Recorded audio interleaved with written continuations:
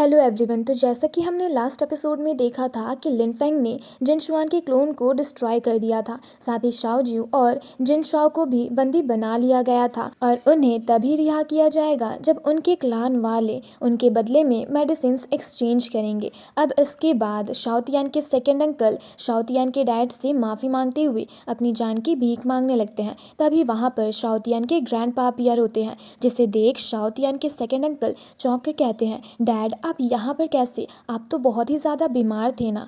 अब आगे हम देखते हैं कि उसकी बातों को सुनकर शाओ तियान के ग्रैंडपा उससे कहने लगते हैं, लगता है तुम मुझे देखकर खुश नहीं हो। अब इस पर शाओ तियान के सेकेंड अंकल कहने लगते हैं, नहीं डैड, ऐसा बिल्कुल भी नहीं है, मुझे तो बस आपकी फिक्र थी और इसीलिए मैंने जिन शुआन और बाकियों को यहाँ पर बुलाया था। अब उसकी ऐसी बातें सुनकर लिन फेंग आगे जाकर उससे कहने लगता है कि ये तुम कैसी बातें कर रहे हो? तुमने ही तो सबसे पहले ओल्ड एम्पायर के ठिकाने के बारे में जिन शुआन और उसकी फैमिली को बताया था, जिसके कारण ओल्ड एम्पायर जिन शुआन के डैड के साथ फाइट करने के कारण काफ़ी ही ज़्यादा घायल हो गए और इतना कुछ होने के बाद भी तुम यहाँ आकर ड्रामा कर रहे हो। ये सुनकर शाओ तियान के सेकंड अंकल को काफ़ी ज़्यादा गुस्सा आता है और वो लिन फेंग से कहने लगते हैं, ये तुम कैसी बकवास बातें कर रहे हो, मुझे फंसाने की कोशिश मत करो। ये सुनकर लिन फेंग उससे उसकी मेमोरीज दिखाने लगता है और कहने लगता है कि मैंने इन मेमोरीज को जिन शुआन के क्लोन के जरिए रिफाइन किया है, क्योंकि ऐसी कुछ चीज़ें होती है जिन्हें दिखाना सबको बहुत ही ज़्यादा ज़रूरी होता है।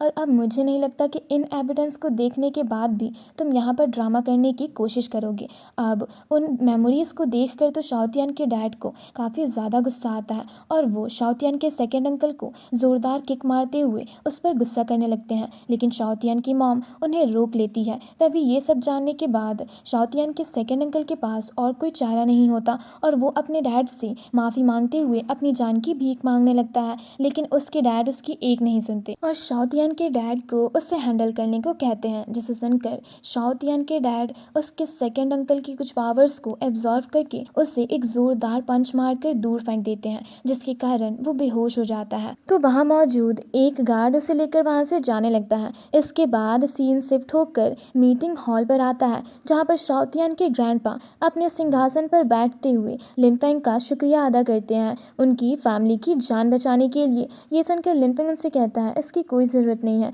मैंने तो बस थोड़ी सी मदद की है। अब इस पर शाओ तियान के डैड कहने लगते हैं, पर अफसोस वो बस जिन शुआन का एक क्लोन था, इसलिए अभी भी और बहुत कुछ होना बाकी है। ये सुनकर शाओ तियान उनसे कहने लगता है, डैड आखिर आपको डर किस बात का है? वैसे भी मेरे मास्टर के होते हुए वो लोग हमारा कुछ नहीं कर सकते। अब इस पर शाओ तियान के ग्रैंडपा कहने लगते हैं, पर जो भी हो तुम लोग हमेशा तो यहाँ नहीं रह सकते ना। अब इस पर लिन फेंग कहने लगता है कि सीक्रेट रेलम में एंटर करना मतलब ट्रू गॉड रेलम में एंटर करने के जैसा ही होता है, जिसके जरिए आप आसानी से टॉप लेवल के ट्रू गॉड सैंड को रिफाइन कर सकते हैं। लेकिन उसके लिए आप बस इंतज़ार करिए, एक बार वो लोग सक्सेसफुली वहाँ से बाहर आ जाए, उसके बाद हम लोग उन्हें पकड़ लेंगे और सारी प्रॉब्लम सॉल्व हो जाएगी। ये सुनकर शाओ तियान काफ़ी खुश होता है और कहने लगता है कि वो ओल्ड मैन काफ़ी लंबे समय से बिजी है और एक बार वो बाहर आया तो उसी मौके का फ़ायदा उठाकर मेरे मास्टर उससे एक अच्छा तोहफा देंगे और ये सोच कर ही मुझे काफ़ी खुशी हो रही है। अब इस पर शाओ तियान के डैड लिन फेंग से कहने लगते हैं कि अगर दोनों ट्राइब के लोग यहाँ पर आए अपने लोगों को यहाँ से ले जाने के लिए, तो मैं उनके सामने कैसा प्राइस ऑफर करूँगा। इस पर लिन फेंग कुछ कहता उससे पहले ही शाओ तियान से कहने लगता है कि ऑफ कोर्स आप उन लोगों के बदले मैजिकल मेडिसिन की डिमांड करना और नहीं तो शेंजी कंपटीशन भी चलेगा। अब ये सुनकर शाओ तियान के डैड कहने लगते हैं कि एंशिएंट एम्पायर कुनपेंग ने सीक्रेट रेलम में जो ट्रेजर्स छोड़ा है उसमें हम तीनों क्लान का बराबर का हिस्सा है और अगर अभी हम लोगों ने जिनपेंग क्लान के लीडर को हरा दिया तो हम आसानी से उसके अंदर एंटर कर सकते हैं। अब इस पर लिन फेंग कहने लगता है, इसका मतलब आप लोग ये चाहते हो कि मैं सीक्रेट रेलम को सीज करूं। ये सुनकर शाओ तियान के डैड कहते हैं हाँ। इस पर लिन फेंग भी उनकी बातों से एग्री करता है और कहने लगता है, वैसे बात तो आपने बिल्कुल सही कही और वैसे भी सीक्रेट रेलम को एक्सप्लोर एक्सप्लोर करना मेरे लिए काफ़ी बेनिफिशियल भी होगा। ये सुनकर शाओतियान भी काफ़ी खुश होता है। अब इसी के साथ सीन शिफ्ट होकर शाओजियो के डैड पर आता है, जो कि थोड़े से घायल लग रहे होते हैं क्योंकि लिनफेंग ने उनके क्लोन को डिस्ट्रॉय कर दिया होता है। तभी वहाँ पर शाओतियान के डैड की स्पिरिट अपीयर होती है, जो कि उनसे कहने लगती है कि अगर तुम अपनी बेटी को पेंग क्लान से वापस लेकर जाना चाहते हो तो उसके बदले तुम्हें 10 मैजिकल हर्ब्स के साथ साथ 10 डिवाइन फ्लूइड्स और 2000 मैजिकल स्टोन्स लेकर आना होगा। तभी जाकर तुम अपनी बेटी को पेंग क्लान से वापस लेकर जा पाओगे। ये सुनकर शाओजियो के डैड को काफ़ी गुस्सा आता है और वो शाओतियान के डैड से कहने लगते हैं, अच्छा तो तुम इस मौके का फ़ायदा उठाकर मुझे लूटना चाहते हो। इस पर शाओतियान के डैड उससे कहने लगते हैं कि जिनशुआन के क्लोन को भी हमने डिस्ट्रॉय कर दिया है, इसलिए कोई भी फैसला लेने से पहले एक बार अच्छे से सोच लेना। और फिर वो शाओजियो के डैड के पास जाकर कहने लगते हैं, अगर मैं तुम्हें लूटना भी चाहता हूँ तो भी तुम मेरा क्या ही कर लोगे। ये सुनकर शाओजियो के डैड को काफ़ी ज़्यादा गुस्सा आता है और उसे ना चाहते हुए भी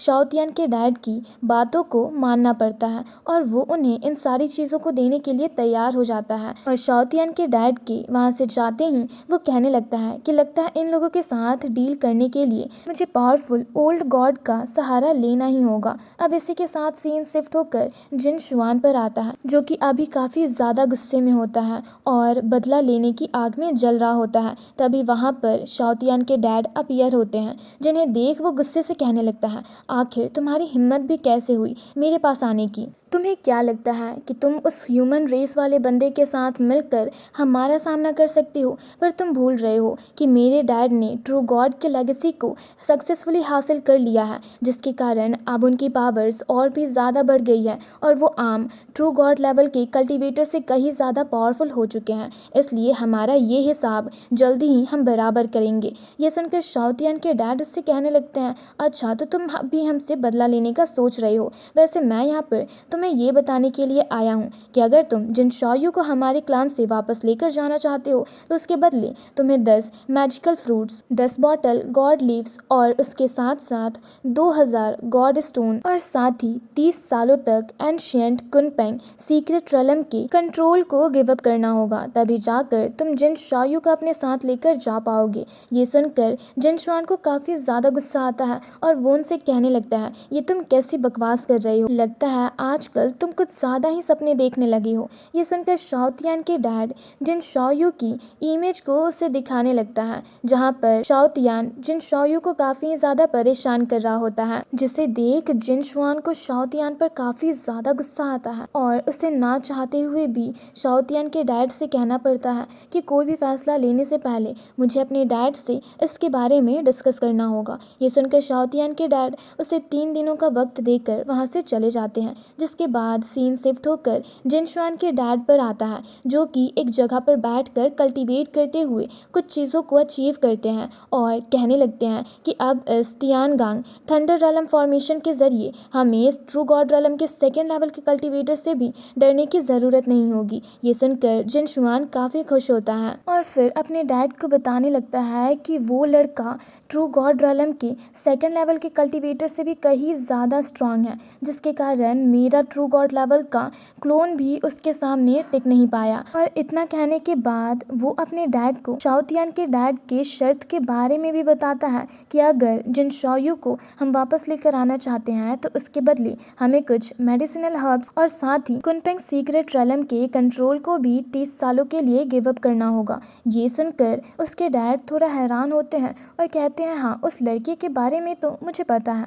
और फिर जिनशुआन से कहते हैं, तो ठीक है तुम उनकी बातों को मान लो, क्योंकि कुनपेंग सीक्रेट रेलम के अंदर एक गॉड लेवल की बान मौजूद है, जिसके जरिए हम उस ह्यूमन रेस वाले बंदे को आसानी से अपने जाल में फंसा सकते हैं। ये सुनकर जिनशुआन उनकी बातों से एग्री करता है। अब इसके बाद सीन शिफ्ट होकर पेंग क्लान पर आता है, जहाँ पर शाओजियो के डैड और जिनशुआन दोनों ही जिन शाओयू और शाओजियो के बदले में मेडिसिनल हर्ब्स को एक्सचेंज करते हुए शाओतियान को देते हैं, जिसे लेकर शाओतियान काफ़ी खुश होता है और कहता है वाह, अब तो मैं बहुत ही ज़्यादा अमीर हो गया हूँ। वहीं उन मेडिसिनल हर्ब्स को देख शाओजियो को काफ़ी ज़्यादा गुस्सा आ रहा होता है और वो उन मेडिसिनल हर्ब्स को शाओतियान को देने के लिए एग्री नहीं कर रही होती है। लेकिन उसकी बातों को सुनकर जिन शाओयू से कहने लगता है कि तुम फिक्र मत करो, मैं फ्यूचर में इनसे तुम्हारा बदला लेने में तुम्हारी मदद ज़रूर करूँगा। लेकिन ये सुनते ही शाओतियान पीछे से उसे एक किक मारता है। ये देख शाओजियो को